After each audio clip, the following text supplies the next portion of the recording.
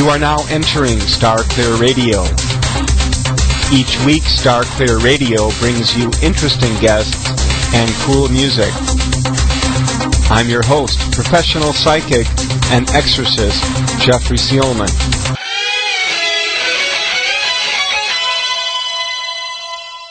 Have another wonderful show for you today. Author Geoff Holder is with us. I want to read something here that you might enjoy. Geoff Holder has written more than 20 non-fiction books on the paranormal, the peculiar, the gothic, and the gruesome, from The Jacobites and the Supernatural and 101 Things to Do with a Stone Circle to Scottish Body Snatchers. We want to get into some of that. And 9 titles in the Guide to the Mysterious series, covering everywhere from the Lake District to the Loch Ness to Glasgow to Aberdeen.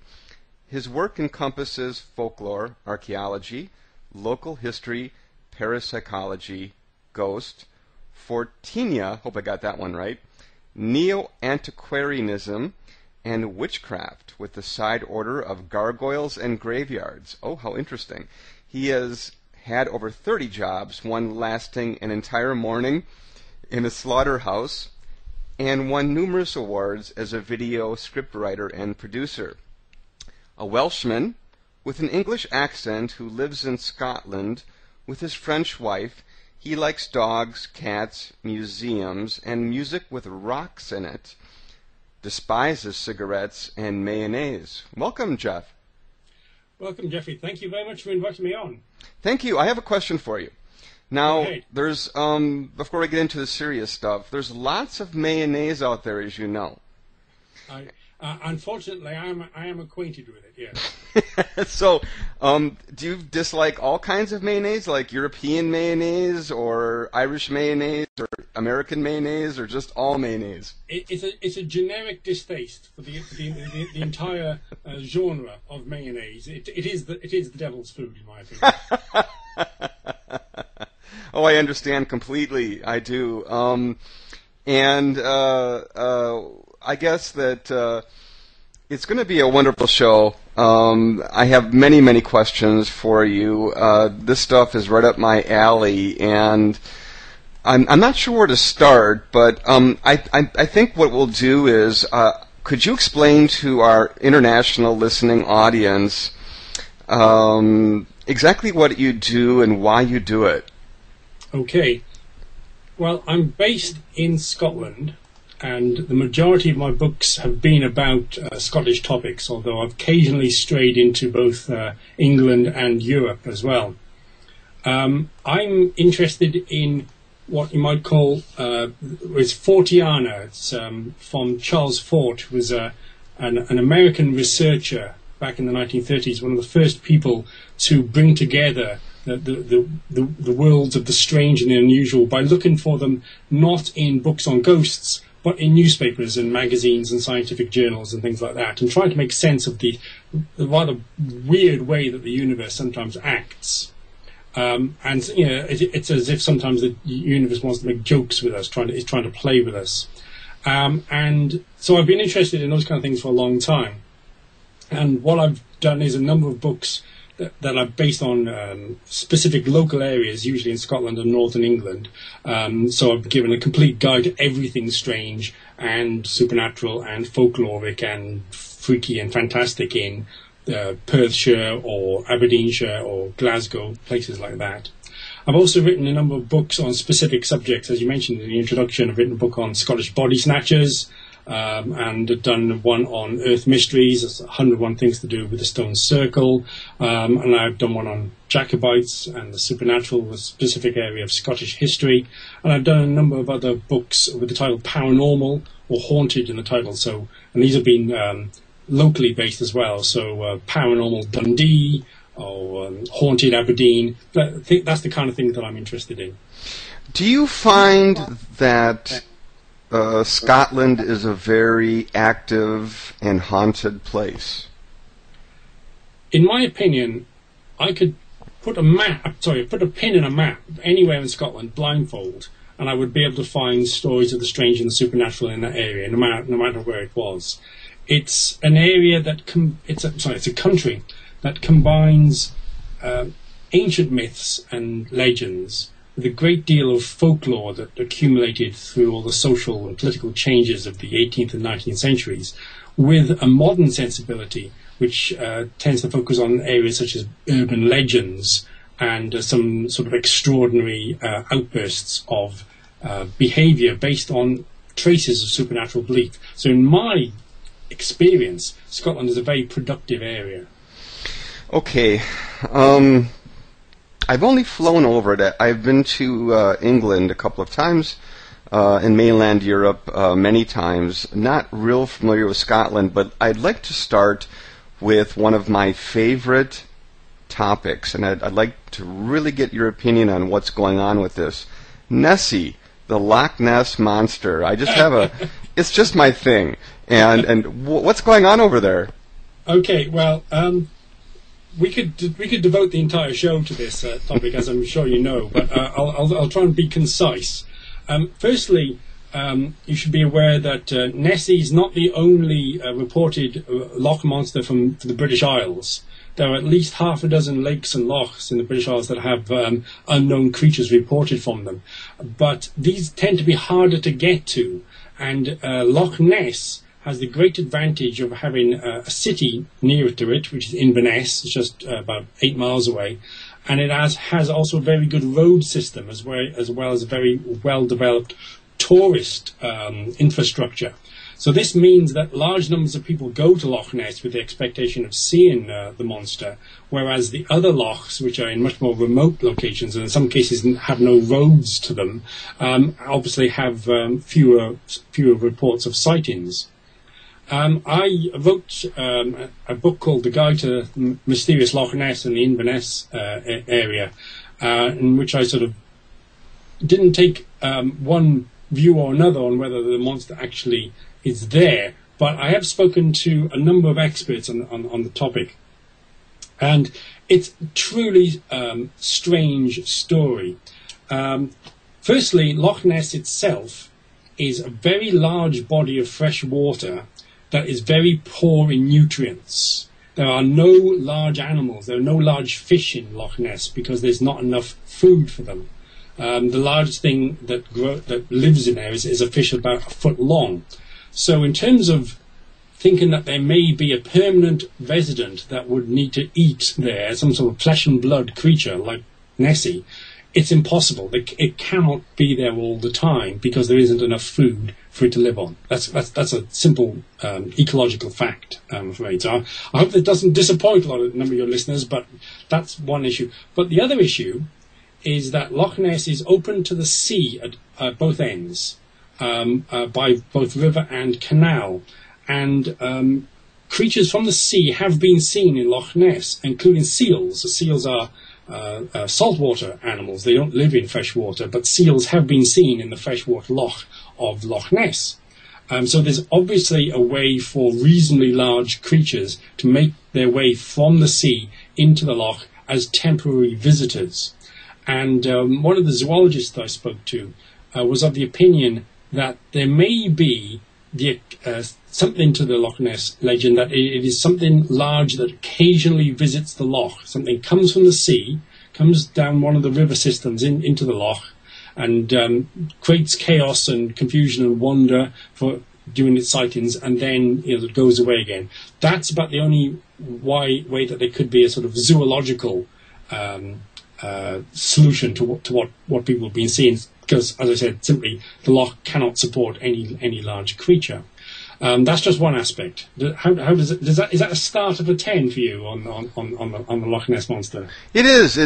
And I was kind of wondering if this might be some kind of ancient prehistoric creature that lives very deep and just doesn't come up and surface very often. And maybe there's more of them. Is there any evidence that there's more than one of these creatures? And as a question of prehistoric, the loch was formed in the last ice age. So it's only about, I've got this 150,000 years old as a geological feature. So it's much, much younger than any of the the large creatures of the prehistoric past. And secondly, even though it is deep, but it is very, very cold, there isn't the nutrient base for any kind of life. Other Scottish lochs, for instance, support relatively large predators like pike, which will eat lots of fish, and pike can grow to 6-8 feet long. There's nothing of that size in Loch Ness, simply because there isn't enough to eat. So the idea that it could be some sort of prehistorical relict doesn't add up zoologically. But there are other sort of strange things to it. Firstly, a number of the famous sightings all date from the 1930s, and this is a time when the main road to Loch Ness was opened and it had greater access to the public than before. A number of those sightings have been shown to be hoaxes. But if you go back through the local newspaper archives, you find sightings of something large and strange going back to the 1870s. Now, this is long before there were tourists in the area. There's long before there was vehicular traffic. It's long before the legend of the Loch Ness Monster was known worldwide. So you have these strange, unexplained hints of something unusual seen in the late Victorian period, long before the 1930s. And the 1930s comes along and everyone gets very excited about some of the photographs, which are hoaxes, I'm afraid, which are fakes. But there are a number of other sightings at the same time. And frankly, it seems to me that it's an as yet unexplained mystery. Because if we are dealing with a flesh and blood creature, then it can't live in the loch, so it has to be a visitor from the sea. What is it? Various candidates have been put forward. So it's either a creature that we know of, but which is larger than we normally expect, or it's a creature that's completely new to science. In which case, that's one of the most exciting prospects, I think, in the current world of investigation. I can't help but repeat something that Kat from the Para-X chat room had written in. So Nessie just visits? She asked.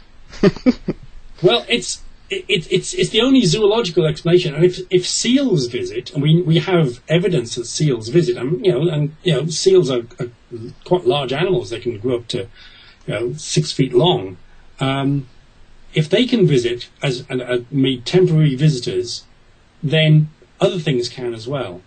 But what Nessie cannot be is a permanent resident, unless it's a supernatural being and it exists in some kind of nether dimension and pops through every now and then to sow confusion and chaos amongst the visitors. Then, if it's a flesh and blood animal, then it cannot be a permanent resident simply because there isn't enough to eat there. Nessie, our underwater ally. I guess the next question I would have for you, Jeff, is that why is Scotland so haunted? Well, if I knew the answer to that, I'd probably sell an awful lot more books. I honestly don't know, but that was a bit glib. Up until the very late 19th century, Scotland, compared to England, was relatively underdeveloped. Much of it was still rural, much of it was still covered in forest. There were relatively few cities. The population in the rural areas was quite small. And then the English discovered Scotland, by and large, in the 19th century as a place to go on holiday. And before that, you'd had sort of travellers and writers and antiquarians and naturalists who were treating Scotland in the same way that the new discoveries in the Pacific were being treated as an exotic, unusual and slightly primitive, even savage location that you could go and get your sort of tourist thrills. And as part of that, I think there was a construction of Scotland as being a place where the supernatural and the ghostly were things that could be encountered in a way that could not be encountered in, say, the south of England, which was civilised and developed and urban. And that so Scotland became identified as a place that you could go and see ghosts. And this created sort of an entire cycle of books and then later other media about ghosts in Scotland, because Scotland was the place that you could go and see ghosts, especially if you were English. But that itself was based on a very extensive sort of folklore substrate that existed in Scotland and had done for centuries, of people telling stories about the supernatural. And it was still possible up until, say, the 1950s that you could go into a pub in a remote part of Scotland and people would tell you ghost stories that they claimed to either experience directly, or that they knew someone who happened. That doesn't tend to happen that often, but because of the difference in development, the difference in sort of society between England and Scotland, Scotland became the place for ghosts. It's coming very close to Halloween, Jeff. Mm-hmm. My personal favorite holiday. As an exorcist and psychic, it's just in my business every day is Halloween, but I just love it when everybody else pays attention to. I know the feeling. Yeah. I'd like to talk about something that I don't know a lot about, and you do, and that is vampires. What are vampires? Well, you know what vampires are, Jeffrey. Come on, everyone in the Western world knows what vampires are. They drink blood from people. Well, okay. As I'm sure you and a lot of your visitors know, the original vampires were found in Eastern Europe, particularly Romania, Bulgaria, and these were peasants, and they were basically, they weren't the sort of suave, intelligent, attractive bloodsuckers that we know from our sort of media portrayals. Vampires of this period, and we're talking sort of 18th century now, they were akin to the kind of zombies that you see in zombie films, sort of shuffling morons, and these were people who returned from the grave, and they would come to wander around the villages where they lived in life, and they would attack people and suck their blood. And the characteristics of these vampires was that they were stupid, because they just shuffled. They didn't really have much in the way of motivation. They were silent because they couldn't speak because their brains were dead, and they were smelly. That's the other thing. Everyone talks about how badly the peasant vampires smelled. And we know about these vampires because at the time the area was part of the Austro-Hungarian Empire, and you'd have these sort of governors or sort of officers of the empire who would go out to the remote parts of Transylvania, and they'd send back letters of official reports to their master saying, you can't believe what happened to me last week. I was sent up to this godforsaken place up in the mountains where the peasants insisted that I watch them take a man out of his grave and cut his head off and stick a stake through his heart. How superstitious are these idiots? And that was the folkloric vampire. And then in 1815, John Polidori, who's an English traveller, he invented the first modern vampire story called The Vampire, and he invented the first modern vampire called Lord Ruthven, who is aristocratic, well-dressed, suave, sophisticated, very smart, wealthy, fatally attractive to young women. He's got all the characteristics of Dracula to come, all the characteristics that we assume, that we know about modern-day vampires. And so 1815 modern vampire is invented as a literary form, and what Polidori did very cleverly, he dispensed all that peasant nonsense. Nobody's interested in smelly peasants who are not very smart, but people are very interested in suave, sophisticated aristocrats, and that's the sort of basis that we've got. So we've then had 200 years of Western literature and film and television sort of developing the myth of the vampire. But I've actually investigated 2 episodes that are claimed. Well, one episode is claimed to be real. One vampire episode that I know to be real because I know it actually happened. Would you like to hear about it? Yes. Yes. Okay, I have to take you back to 1954. The city of Glasgow, which is or was then a very large industrial city, quite a low socioeconomic situation, and hundreds of school children invaded a local cemetery in a very sort of poor area of the city, and the adults, the couldn't control them, so they had to call the police. And when the police turned up and tried to, shepherd the kids out of the graveyard, say, "What are you doing?" He said, "Oh, we're hunting for the vampire with iron teeth." And I said, "Yeah, this vampire, he's already killed 2 little children and eaten them, and we're hunting for them." And they weren't playing at hunting, they were really hunting. Some of them had homemade stakes or tomahawks or other weapons like this. And for the next 3 days, the numbers of children increased visiting the cemetery, once again hunting for this vampire with iron teeth.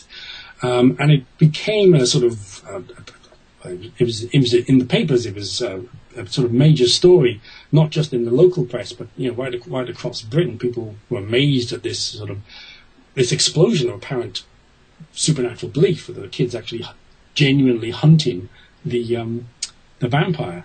And then after 3 days, when journalists asked them, "What about the vampire?" they said, "Oh, we don't believe in the vampire anymore." It was just like a 3-day sort of wonder. But what it did have was a major impact on British society, because at the time there was a concern that American horror comics like Tales from the Crypt and the Vault of Horror, you may be familiar with those, were corrupting British moral values. And there was a campaign launched as a result of this hunt for the vampire, because it was believed entirely erroneously that the kids were hunting the vampire because they had been influenced by reading American horror comics. And this was a very bizarre campaign, because not only did it include the people that you might expect, parents groups, teachers groups, religious groups, but it also included the Communist Party of Great Britain.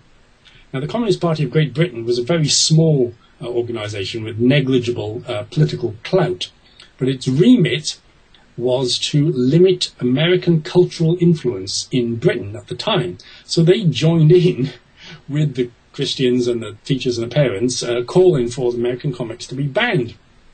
And in a few months later, the Houses of Parliament, the British government, debated an act which eventually saw these American comics banned as corrupting influences, and it's the only time that the British Parliament has actually debated the actions of a vampire, because the Glasgow vampire hunt became the core element of the debate within Parliament. And the strange thing, really, I think very strange thing about this, is that a few years ago, the story was revived, and some of the people who were kids at the time were interviewed. And some of them say, they'd never seen an American comic. They'd never seen a horror film. Some of them didn't even know what a vampire was. It was a kind of playground fad that kind of got out of hand. But it had significant impacts on British society. In your investigations, Jeff, have you found any kind of what you believe to be a supernatural aspect to vampires? No, because firstly, the story that I've just told you there, that was supernatural belief rather than there was no actual vampire. The children simply had this sort of erroneous fad for a few days. There is another vampire episode from Britain, based in northern England. Now, I've just stated at the start that vampire stories in Britain are very, very rare. They're almost as rare as werewolf stories. We have hardly any of these stories at all. There's lots of these vampires and werewolves in popular culture, but not much in what you might call recorded history. And there's an episode called the Vampire of Croglin Grange, which is a wonderful title, and it's supposedly two brothers and a sister were living in a remote part of northern England called Croglin. That was the name of the village.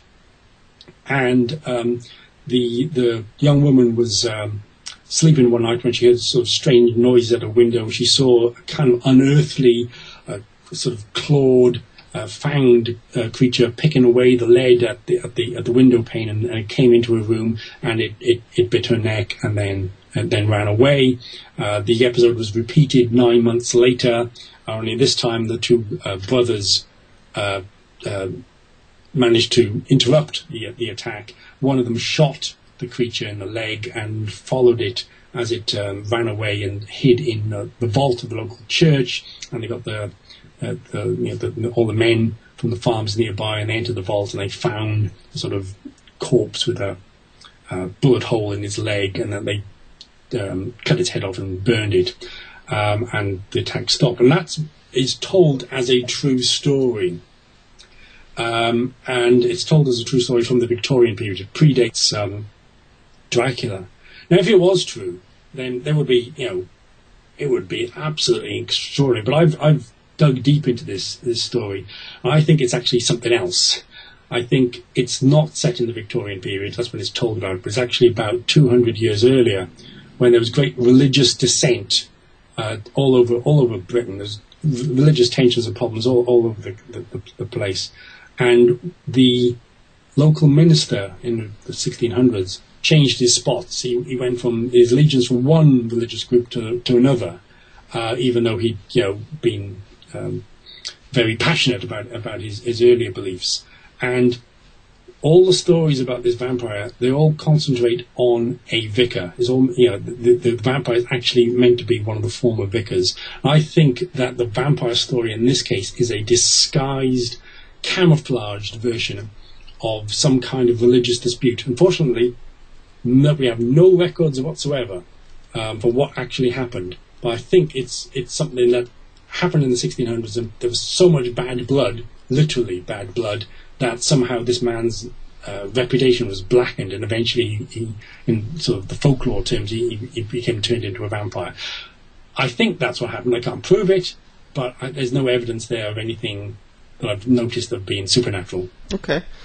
Before we get into some more popular mysteries, I want to go into the morbid a little bit. Mm-hmm. Oh, yes. Yes. I want to know about body snatching. It's something that you write about, and why do people do that? Well, they don't do it anymore. Body snatching was something that was very specific to a period, and it was done between about the 1760s and 1832. And you had it in America as well, and the reason for that is because I believe that you'd inherited some of our legal system. Because you find body snatching in Australia, New Zealand, Britain, Ireland, and America, but you don't find it in the continental European countries because their laws were different. And the law in Britain was basically idiotic at the time. It did two things. Firstly, anyone who wanted to pass their medical degree had to dissect a corpse. That was quite sensible. If someone's going to look around in my body, I like them to be aware of where everything meant to be. The second thing stated that the only bodies available for medical dissection were those from murderers who'd been hanged. Now, at the time, you could be hanged for 25 crimes in Scotland, but only murderers ended up on the dissecting table. But even in the most violent of years, there would be no more than half a dozen people hanged for murder in Scotland, which is a bit of a problem because there were 800 medical students. So there was a shortfall of approximately 795 bodies per year. So in that case, supply and demand took over, and so for several decades, pretty much every medical student in a Scottish university went to a graveyard and dug up a freshly buried corpse simply so that they could dissect it and pass their degree. After a few decades, the numbers of students swelled so greatly that other people saw an opportunity here, i.e. criminals, and they expanded and completely replaced the students. Students were a bit amateurish. The criminals were much more hardened, much more hardcore, and they would desecrate the cemeteries all over Scotland, take the bodies, sell them for a very good price, and this created a veritable industry. This wasn't just something that half a dozen people were involved in. We're talking hundreds of individuals, all making quite a lot of money, with bodies from the entire area of Scotland being taken, and then not enough bodies was being supplied, so they moved into England, then they moved into London, and they started shipping bodies across from Ireland, where you could buy 10 Irish corpses for one Scottish corpse, because Ireland was a poorer country at the time. They had a problem, of course, that if you're shipping human bodies, that's perishable cargo. And if you're delayed by the tides or customs, then your cargo is going to go off, unfortunately. And there's lots and lots of cases where dockers in Liverpool or Glasgow refused to move chests because they were smelling so badly. When they were burst open, they were found to be packed with Irish corpses. 1832, the law changed. Finally, the law got sensible, and the bodies became available to the medical students, to the medical schools for dissection, and body snatching completely vanished. But it had dominated the fears of large numbers of people for decades. And you can imagine that you wouldn't want your loved ones to be dug up and end up on the dissecting table. That's why it was happening. I see. Now, Star Clear Radio and the Para X network is a worldwide network, an international show on a worldwide network. So everybody is listening at different times. I know it's early evening in Scotland at the moment, and where I'm broadcasting from, very close to Chicago, it's actually late morning. Now, I haven't had my breakfast yet. I'm thinking about bacon and eggs. That's what I'm going to have. So the next topic I'd like to discuss is cannibalism in the UK. I'd like to know, how that started and why people did that. Okay, well, I'm going to restrict my remarks to Scotland only. Okay. Cannibalism in Scotland is the area that I know the most about. Okay. We know from a few recorded examples in mainland Europe that when things get really, really bad, when famine and war and things like that stalk the land, then small numbers of individuals will resort to eating human flesh. We have several documented examples from Scotland which may or may not be true. This is the problem with cannibalism, is that it's so extreme that people like to make up stories about it, because it's a really good story to tell, to chill the blood. If you want to really make your readers' skin crawl and give them a good tale of cannibalism, we'll do it. So people like to make up stories. So it's hard to tell, but we've got one story from an area called Stirling in central Scotland. And allegedly during the Middle Ages, a local man who was a butcher by trade, that may be an element of the storytelling, I can't actually tell, but he led a group of desperados in the hills, and it was a time of war, it was a time of famine, it was like a lot of Scottish history, it was just bloody and grim and just awful. And it is alleged that this man, who's called Christy Cleek, would use his a big sort of crook, like a shepherd's crook, to pull men down from their horses, and then he and his desperados would rob them and kill them, and then they would eat them. There's only one reference to that in the entire historical record, so whether or not he existed or not, I honestly don't know. I found a much more interesting case from a city called Dundee. The story there goes that 3 generations of a criminal band lived a few miles outside Dundee in a sort of den or cave, and this was pretty remote area by the standards of the time. And then when travellers went through the area, once again they would be apprehended, they would be robbed, and then this family would eat them. And supposedly the authorities finally got riled up, and they caught all members of the family, and they were all executed. They were all burned at the stake, with the exception of one who was an infant girl who was deemed to be innocent, and therefore she wasn't executed, and she was fostered out to a family in Dundee. And the story goes that when she reached the age of about 11 or 12, she started biting and licking the blood of her playmates, and eventually she's sort of graduated to trying to actually sort of eat the flesh of her fellows, and that in the end that she was led to the stake herself, and that supposedly, she said, before she was burned, do not condemn me. If you had tasted human flesh, you would know that it was the sweetest meal that you had ever had.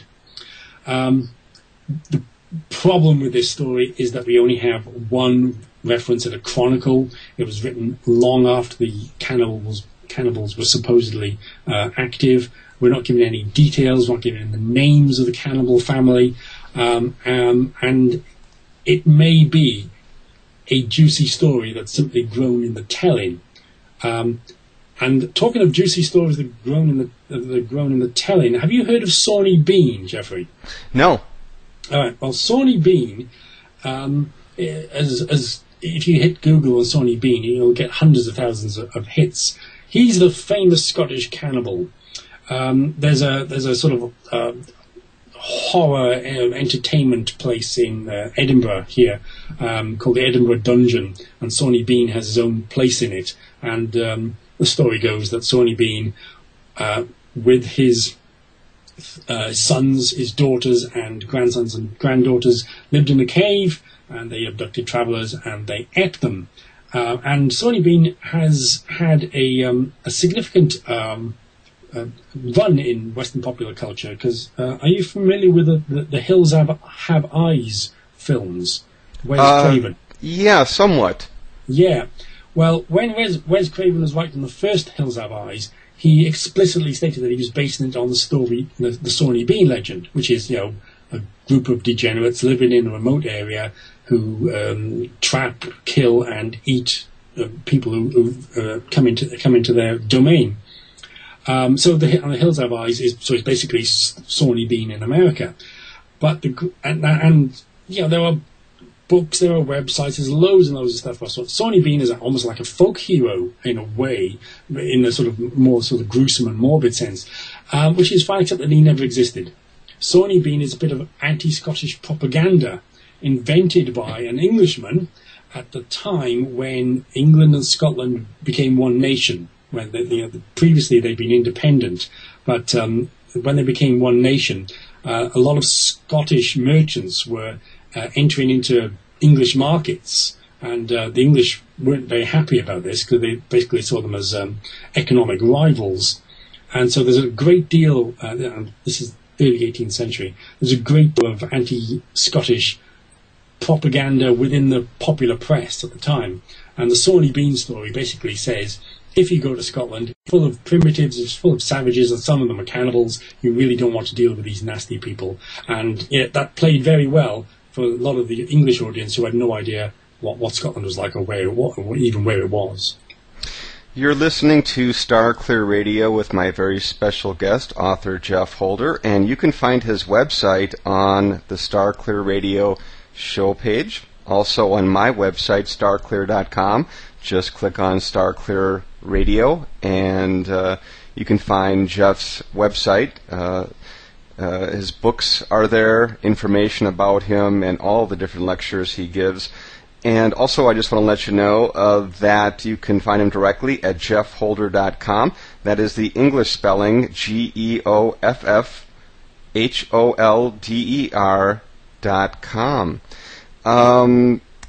I wanted to talk a little bit about some of the earth mysteries that you write about, like stone circles. We know about Stonehenge. Are there stone circles in Scotland? In the British Isles, Jeffrey, there's something like 900 stone circles. So there are at least, if my memory serves, at least 200 or 300 in Scotland. Wow.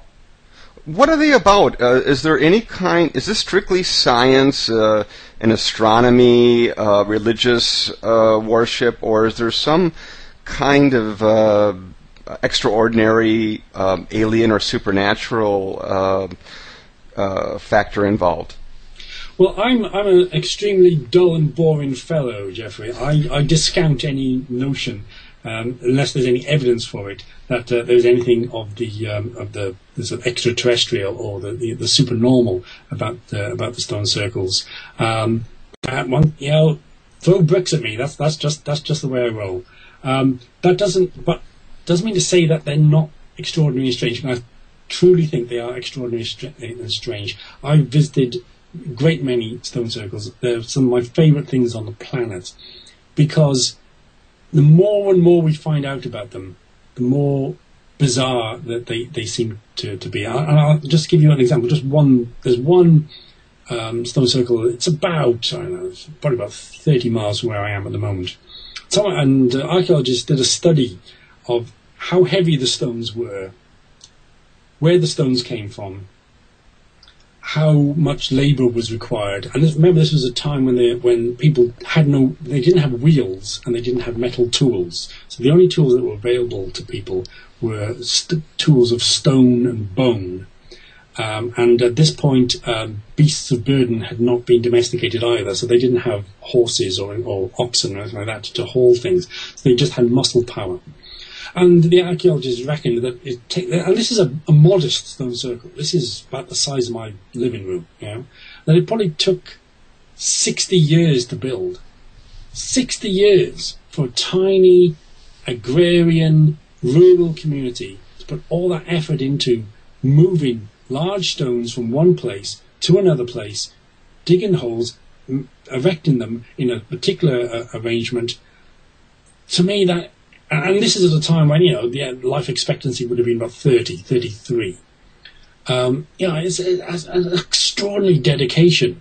And this isn't something that they decided to do of an afternoon. Oh, I'm bored, let's build a stone circle. No, this was something that was as important to them as the building of the medieval cathedrals was in the Middle Ages. The medieval cathedrals, they are a tribute to God in a way. They are an expression of spiritualism. Obviously, there's politics and money and status involved as well, but the core substrate that exists to build those cathedrals that took generations, centuries to build, is the worship of God, the worship of the supernatural.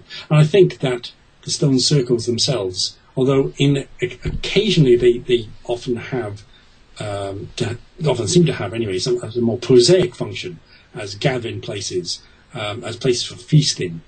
They will also have this religious dimension, and we don't know what the people of the time believed. We don't know what gods they believed in. We don't know what their relationship was with the supernatural universe. But clearly to them it was phenomenally important, so important that they put more effort into that than anything else.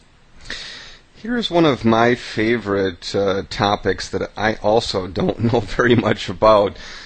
Scottish fairy lore. Oh, right, okay. What would you like to know? I'd like to know what the Scottish people believe, what they've seen, and is there any validity to any of the sightings of any of these creatures? Okay.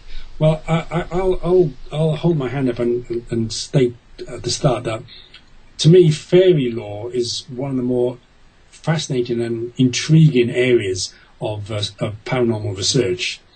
For the quite simple reason is that it's completely unfashionable. If you, in polite company, for instance, and you said, "Oh, I saw a UFO," then some people here will think that you're a bit crazy, but others will go, "Oh, really? You saw a UFO? Oh, that's interesting." And if you say, "Oh, I saw a ghost," so many people will nod their heads and go, "Wow, that's fascinating." If you put your hand up in polite company and say, "Oh, I saw a fairy," you just get laughed out of the house. People do not take fairies seriously.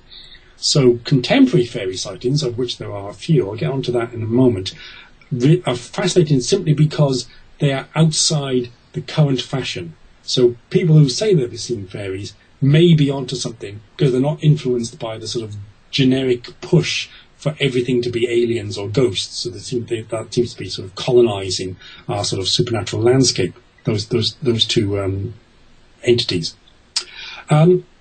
Scottish fairy belief. Now, okay, first I have to ask you a question. Jeffrey, when you think of a fairy, visually, what do you think of?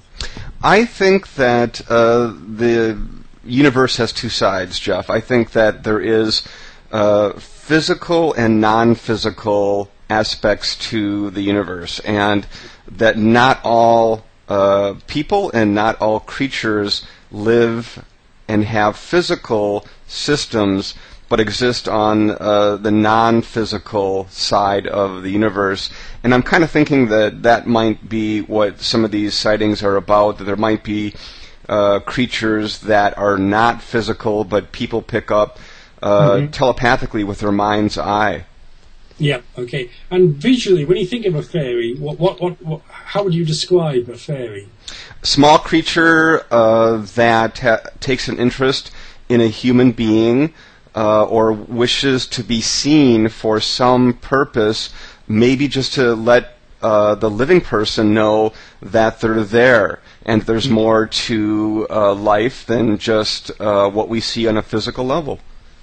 Do you conceive of them as being diminutive with wings, sort of slightly cute kind of thing? Is that would that the way you would think of them, or you'd be familiar with that sort of take on fairies? I am, Jeff. I just think that if I had to guess, I would say that there's probably a lot of different kinds of creatures that exist on a non-physical level that sometimes like to interact with human beings and maybe just wish to be seen so that we know that they're there. I'm not sure of their purpose, but, you know, I've heard stories about mostly positive things, sightings and some interaction, but maybe also some negative things, some mischief as well. Well, I think there's a sort of common conception when you ask most people who don't have direct interest in the subject what are fairies like, they'll say, well, you know, they're small beings, they're wings. They'll think, oh, Tinkerbell, you know, that kind of thing. But that's a consequence of the infantilization of fairies that took place in the Victorian nursery. Basically, stories of fairies became fairy stories for children, and as a result, the fairies became smaller, they became cuter, they became less threatening. If you go back to not to just folklore stories, but to the earliest recorded descriptions of fairies, that's not what the fairies are like, particularly in Scotland. And we know a lot of what people believed about fairies in the 16th and 17th centuries from, you may be surprised to learn, from witch trials. In the witch trials, of which there were a great many in Scotland, particularly in the early ones, the prosecutors are going on about Satan, you know, get your powers from Satan, and the witches are going, no, we get our powers from the fairies. And they go into great detail, I mean extraordinary detail, about how they met the fairies, where they met the fairies, how the fairies gave them their power, how they went into the fairy mounds, and they go into the details of, you know, there are fairy aristocrats and there are slaves. Also within the fairy realm, there are the spirits of the dead, there are ghosts, and they have to serve the fairies for a certain time. And that when the people who accuse the witchcraft, when they leave the fairy realm, they are given powers. The fairies have actually passed on powers, typically healing powers, to them. And they are telling these stories to the prosecutors in the witch trial. I remember they were on trial for their lives, because in Scotland, if you were found guilty of witchcraft, you would be executed. They're telling, and these stories are consistent across Scotland for about 50 years. People are telling stories that they got their supernatural, they got their magical or healing powers from the fairies. And after a while, the what you might call the grim tide of history turns, and they realise that they might actually get off if they say yes to whatever the prosecutors are telling them. So they start agreeing that yes, they do sell their soul to Satan, that sort of thing. So we know that, and also there was a truly strange piece, episode in literature, when a Scottish minister, an Episcopalian minister, who lived in a rural area of Scotland, wrote a book called The Secret Commonwealth. And it's basically an anthropological study of fairies, and in which he tells you what the fairies look like, how they behave, what their relationships are, what their relationships are with humans, and it's written as if he'd experienced it himself. And I have to say, the idea of a minister of the Christian Church these days writing a book about fairies is probably unlikely, but for him, it was his life's project. His name was Reverend Robert Kirk. And so from his work, which is written in the 1670s, I think, and from these witch trials, we know an awful lot about fairies. And the thing about the fairies is that, firstly, they're not small. Well, okay, a few of them are small, but many of them are human-sized, or they come up to your waist. Some of them are bigger than a tall man. That they have different forms. Some of them are what we might call elves. Some of them are what we call sort of brownies or fairies. And that they have social gradations. There are fairies at the top of the pile, and there are fairies at the bottom who have a rough time of it. And also that they are mercurial. They are unpredictable. So you can meet the fairies, and they will do a good thing for you. But you can also meet the fairies, and they will do a really bad thing for you for no good reason. And this is the thing that comes over from all the 17th and 18th century fairy stories before they become children's stories, is that fairies are other. They're not human. They may be human-shaped, some of them are, but they're not like us. They don't have the same, whatever it is, they don't have the same empathy with that we have as human beings. And that's what makes them dangerous, I think, and certainly in the old stories. Oh, that's really interesting. That they might not only be capable of mischief, but actually might take an attitude towards us. Many of the story, I emphasize you have to go back to the early stories to get this sort of core material, whereas before it's been either corrupted by a sort of Christian agenda, or it's been infantilized by making these stories for children. Is that fairies can be extraordinarily benevolent. They can be very interested in humans as sexual partners. They can also be deeply cruel, completely unpredictable, and, well, I tell you what, the average fairy abduction story that takes place in the 19th century sounds very familiar to the typical 20th century alien abduction story, where people are taken away unwillingly, unpleasant things happen to their body, and they have missing time. That's a classic sort of fairy thing. People think they've been in the fairy mound for a day, they've been there for a year, or sometimes even longer. The early stories, the early attitudes of the fairies were quite simply avoid at all costs. That's why you had to know when the fairies would be abroad, because you had to avoid them. You really didn't want to meet them, just in case they would do something really deeply unpleasant to you. Geoff, I have about 3,000 more questions, but we are out of time. It's just beginning to... Well, Jeffrey, you ask me a question and you get the entire paragraph in answer. I mean, that's just the way it goes, you know? I love it, Geoff. It's just wonderful. You can get a hold of Geoff Holder. Go to my show page at parax.com. Star Clear Radio, and you can go right to his website. He's the author of more than 20 books. And also, you can go directly to geoffholder.com. That is the UK spelling, GeoffHolder.com, and see all of the work that Geoff is doing. Geoff, I want to thank you so much for appearing on Star Clear Radio. Jeffrey, my pleasure. Can I just add one thing that... For those of you who are in the North American continent, you can get the books on Amazon.com. They're all there as well. There's a dedicated Geoff Holder page on Amazon.com. So just sort of add that as well. But Jeffrey, it's been my pleasure. Thank you very much indeed. Thank you very much.